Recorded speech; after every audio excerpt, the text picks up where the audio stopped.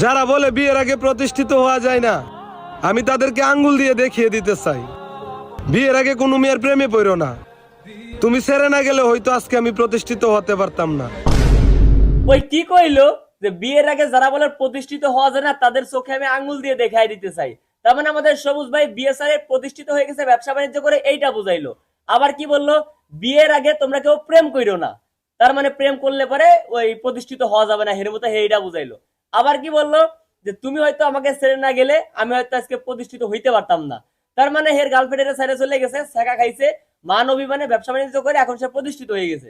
তার মানে প্রতিষ্ঠিত হইতে হলে প্রেম করতে হবে, ছাকা খাইতে হবে, এটা আমাদের সবুজ ভাইয়ের উক্তি। একবার হেই আবার বলতেছে যে বিয়ের আগে কেউ প্রেম করো না।